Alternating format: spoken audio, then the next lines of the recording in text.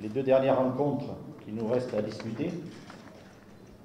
Ces deux dernières rencontres qui, dans le cadre de ces qualifications, s'avèrent décisives, puisqu'au terme, évidemment, les qualifiés seront connus. Notre première rencontre, donc, c'est face à l'Égypte,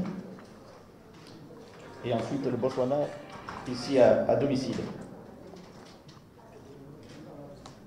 Alors ce match, cette première rencontre d'abord contre l'Égypte, comment elle se présente, mais tout d'abord par rapport au match que nous avons disputé, sur le plan comptable, notre dernier résultat en Tunisie, notre regrettable résultat en Tunisie, ne change rien sur le plan comptable. Nous avons un point d'écart. Si nous n'avions pas pris ce but à la dernière minute, nous aurions 2 points d'écart avec l'Égypte, et l'Égypte serait toujours dans la même situation, l'obligation de nous battre. Tout ça pour dire qu'on connaît maintenant, on sait ce qui nous attend, on sait ce que l'Égypte veut faire dans cette rencontre, c'est-à-dire, de tous les cas de figure, nous battre. Donc voilà, le tableau est dressé en ce qui concerne ce premier match et ce qui nous attend, alors que nous ne sommes pas dans la même obligation, la même configuration. Ça peut évidemment avoir une incidence dans la façon dont le match va se dérouler.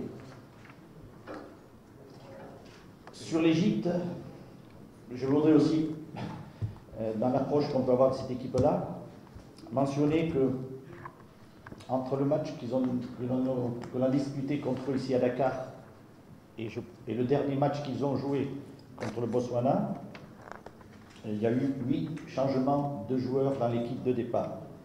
Il ne restait que 3 joueurs qui étaient ici à Dakar présents sur la pelouse. C'est-à-dire qu'il y a eu un changement total dans cette équipe-là. C'est un gros remaniement qui a été effectué. Est-ce que le style de jeu de cette équipe-là a changé? Non. Non. Pour les avoir visionnés, étudiés, c'est le même style de jeu avec des joueurs très armés techniquement, se basant sur la progression par passe courte, jeu réfléchi vers le but adverse. Et la remarque que je fais, c'est une équipe qui a des intentions de jeu, c'est une équipe qui essaye de jouer. Et ce qui est très étonnant dans ce groupe-là, c'est que l'équipe qui se retrouve en tête, c'est l'équipe qui, dans tout ce qui est intention de jeu, négation du jeu, c'est celle qui se retrouve en tête, la Tunisie. C'est comme ça, c'est le football, c'est pas ceux qui essayent d'imprimer et de prendre le jeu à leur compte, de créer, de chercher des situations qui sont récompensées, parce que c'est encore ce que l'Égypte a démontré lors de son dernier match, que cette équipe-là est joueuse, avec des joueurs qui, et je le répète, une technicité assez élaborée.